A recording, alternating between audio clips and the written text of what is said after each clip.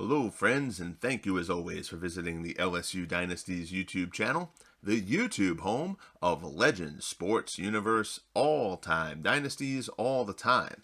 The Legends Sports Universe is a collection of cross-era sports simulation dynasties based on mods I have created for sports management simulations, including out-of-the-park baseball, pro strategy football, franchise hockey manager, draft day sports basketball, and title bout championship boxing, and will soon be coming to the consoles with the development of the Franchise Stars Baseball League for MLB The Show, with future projects in the pipeline for NBA 2K23, NHL 23, and Madden as well.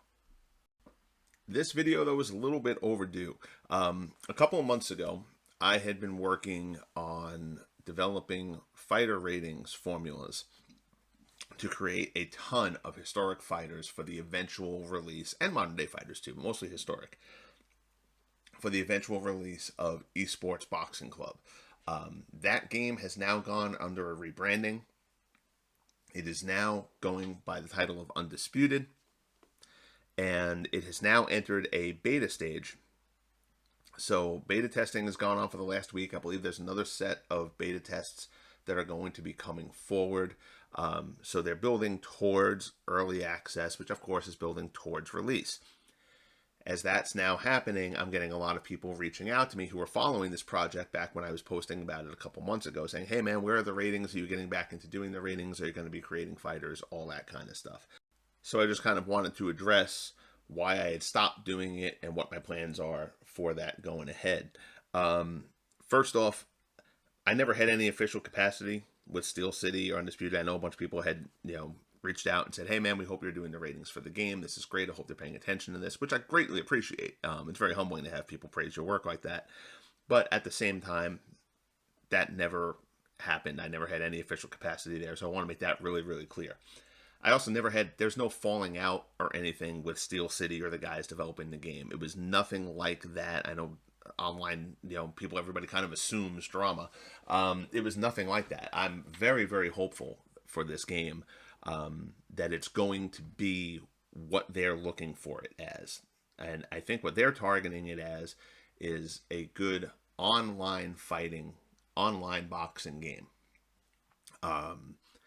And I think it's going to hit that. And I think it's going to be really good and really fun for the people who that is what they're looking for.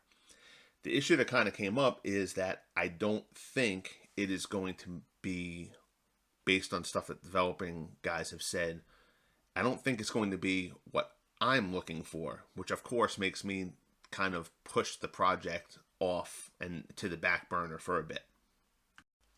There have been comments made as far as like how that fighter ratings aren't really a focus, and different traits and different tendencies that will make fighters fight the way that they really fought.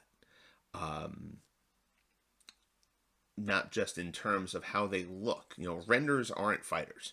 So they're posting all these renders and how the fighter models look, and they look good. And I think that's great. But that means nothing to me as far as how a fighter is. A fighter is how they fight, the proper ratio of jabs to power shots, how often a fighter uses a jab. Mike Tyson and Larry Holmes shouldn't use the jab to the same degree. So if you're not building anything in there to take that into account and make the fighters fight the way they fought, the proper punch output per round. If you have, an example I always used to use was like Meldrick Taylor. If Meldrick Taylor was throwing 85 punches around and you make a Meldrick Taylor model and he can look great, but you drop him into this game and he's throwing 40 punches around, well, he's not Meldrick Taylor at that point. He's just some, Joe Blow who looks like Meldrick Taylor. He's not fighting like Meldrick Taylor. The render doesn't matter. The appearance doesn't matter. It's how the fighter fights. So that doesn't seem to be a focus for them, and I'll get to what's made me have that conclusion in a minute. So that being the case, it just kind of makes what I'm trying to do as far as how I'm rating fighters a little bit pointless. So that's why the project has gotten pushed to the back burner. That doesn't mean the game is going to stink. It doesn't mean I think that, Steel City is screwing up and making horrible decisions or whatever, and I wish bad on the game. It's nothing like that at all. They have a focus of what they're looking for, and they're allowed that. They're the development company. They can develop whatever they want. It's just not something that seems to fit what I'm looking for right now. So real quick, when I was back doing the project, here's, I did the heavyweights and the middleweights. So take a real quick look at what I was turning out. Here's a card from Marvin Hagler, and this is actually was up. His ratings were updated, and then I never updated the card because I stopped doing things. But that's neither here nor there at the moment. So you'll see all the different ratings categories based on a previously released model from the Undisputed guys as to what ratings categories there were, and that was posted way back when. That's probably more than a year ago at this point. And it really hasn't been updated at all. And I was pushing for updates. What else is being included? What else is being included for rating fighters? And I was told it wasn't really their focus at the time, so I just kind of had to wait a bit. Fair enough. But you'll see stamina, regeneration power, recovery power, conditioning, endurance, etc., accuracy, punch speed, all these different factors for like skills and stuff like that. And that's totally fine. There's nothing wrong with that. We're going to get down to some of the more nuanced stuff in a fighter, though, and why I ended up stopping dealing with the project. So you'll see here, this is the spreadsheet that I had developed, with the formulas I had developed to spit out all these different ratings. It was initially building off of Title Bout Championship Boxing, which is kind of the initiator of all of this stuff. Created by the Trunzos, it was a board game back in the late 70s, and it's gone on to be a PC game. Their fighter ratings are exceptional. So I started out doing it as converting Title Bout ratings to Fight Night. And then Fight Night took their servers down. So Fighter Creation no longer really served any purpose because you couldn't share them with anybody. And then ESBC started up, and I got into learning about ESBC and got involved in that community, and that kind of led to this. But you'll see, so I have jab frequencies in there, stuff taken from real CompuBox punch stat data. Ratios, again, jabs to power shots, opponent's punches landed, how many punches were thrown in a round, activity level. That is what makes a fighter. That's what makes a fighter, not renders. And I don't mean to crap on renders. I mean, obviously you want fighters to look, to look accurate, but what makes a fighter is how a fighter performs. So these ratings, without having the game in hand, without being able to play it as of yet, and without any further guidance on what the ratings did, I simply had gotten the ratings as good as I could get them without having any more knowledge or any ability to play the game. That is not saying the ratings were perfect.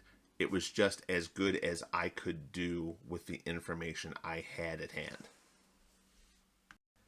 So I've been trying to get more information as this project has gone on. So back in August, I had asked in the questions if a developer could answer if at least the ratings categories had been finalized or if they had changed since the early screenshot of them, which is what that spreadsheet that I just posted is based on. Will Kinsler, who's their director of global communications, really, really cool guy, does a great job, answers a lot of stuff, takes a lot of slings and arrows in the process, says at some point they would do a proper breakdown of ratings. He didn't think that the ratings had changed much. So the ratings were really bare bones. So a month goes by, and I asked if fighters are programmed not just to do more damage with certain punches, but throw certain punches with different frequency. Particularly key with respect to the use of the jab. Having a fighter use his jab an appropriate percentage of the time is huge to creating an accurate fighter. Will replied there, goes, they can do more than just that, though I think you'll find the AI is generally built around some familiar archetypes as opposed to there being that individual level of customization. That's huge because that basically makes it, if you remember in Fight Night, you could kind of pick a couple of these broad archetypes, boxer, slugger, whatever. And then you could go and you can mess with ratings. I did a lot of this in order to get guys throwing punches accurately and aggressiveness and all that kind of stuff. It was a lot of work to get it there, but it was doable. So that's kind of what I was looking to see if there would be anything here. At the moment, it seems like Undisputed just has those broad archetypes. It doesn't have the nuanced stuff that I was able to manipulate to get champion, to get Fight Night champion guys to put the proper jab output and the proper, number of punches per round, etc., in line with their real life, performance and characteristics. So that gives pause, because if it's just going to be these general archetypes, it's just really hard to create a bunch of accurate guys. I've got a list of several hundred fighters that I intend on creating for the game, or intended, or I'll still say intend because it's a possibility. But with just those archetypes, you can't really create different fighters. So a couple of weeks ago, I checked back in on the game again for the first time in a month, and asked if there have been any development advances over the last month or two regarding the ability to create a fighter, particularly with respect to style in which a fighter fights. Same kind of stuff that I had said, ability to work the head, the body, etc. And Will, again, replied, which I do greatly appreciate. Says, I know how much you care about this. Fighter creation hasn't seen much focus, as we've got to keep our eyes on the prize for features we're shipping at the start of early access. The early access won't have fighter creation. They've said that previously. So their focus is on that, which I get. But it means that the stuff that's necessary for me to advance this project is at best on hold, at worst isn't going to be something that is in the first version of the game. That's just reality. And so at that point, it just becomes something that for me is going on to the back burner for now. If something happens eventually where they're dealing with the stuff that needs to be dealt with to make the work and the research and the formula development and all that stuff that I do worthwhile, I will absolutely get back into doing this project. I wish Steel City the best. I hope Undisputed absolutely kills it when it gets out there. And again, I think it's going to be a great deal of fun. If you're just a boxing fan looking to play a game online and stuff like that, I think you're going to have a great time with this game, and I wish it all the success in the world, even if it ends up not being what I'm looking for in a project to do what I do with sports games for the Legend Sports universe. It doesn't mean they're doing anything wrong. Again, I'm not against the company. Believe me, I'm for them. It's just, this is the business decision that they're making now. This is the direction that they're focused on and where they're taking the game at present. If that changes, I will be right back on board doing this project and cranking out ratings again, because I love doing it and I love the sport. So for this last point, I'm going to let you guys watch a clip that I took from online. You can find a bunch of these clips on YouTube of gameplay from the beta. That was just from the beta testing that was just held. Watch a little bit of gameplay while I talk about this last thing, because it is the one glimmer of hope that I have regarding this project, and it has to do with DLCs. They have made very clear, Steel City has made very clear that DLCs are going to be a component of this game when it is released. It then stands to reason, if they're looking to make money off of DLCs, that they would not want to give a ton of information out there about fighter creation and ratings and all these things that you can do to create fighters, because I say this with no arrogance, so please understand this, but if me or any other mod creator create really good versions of fighters throughout history, are people going to want to drop? They haven't given a cost. This is just, I'm just spitballing. $10, $15, $20 for DLCs. If we make again, me or any mod creator, I'm really the only guy who talked about this stuff, but I'm sure there are going to be other people looking to create fighters. I'm not ignorant to that. If I create or another mod creator creates a B plus quality Mike Tyson, right? Um, are a lot of people going to pay for a DLC of a Mike Tyson? And so on down the line with these, particularly with historic fighters. So if you give people too much, if they give too much information for people to figure out how they're going to create fighters when the game is out, does that ultimately hurt their business if DLCs are going to be a big component and a money get for the company? From a business perspective, from the company's perspective, you can't really argue like that they'd be wrong in thinking that. If accurate fighters can be created that you can get for free, why would anybody spend money on the DLCs? And sure, people probably would. Like, Tyson's not a great example. I think people would take, if they could get a perfect looking Tyson out of them, yes, people would probably still download their version of Tyson. But as you go down to, second tier fighters, you know, are people going to take those DLCs if fighters can be accurately created and shared in the community? It hurts their business. It hurts them financially. So could that possibly be the reason why they're just kind of sitting on it and not talking much about fighter creation and ratings details and all that kind of stuff? It's possible. Again, please don't take that as me being, I'll create better fighters than Steel City. I don't mean it in that sense. I don't mean it disparagingly to them or to overbolster myself. I don't mean it like that. But just from a business perspective, it makes sense that they wouldn't want to give you all the info and tools to develop fighters before the game is out and they can start marketing DLCs and stuff like that.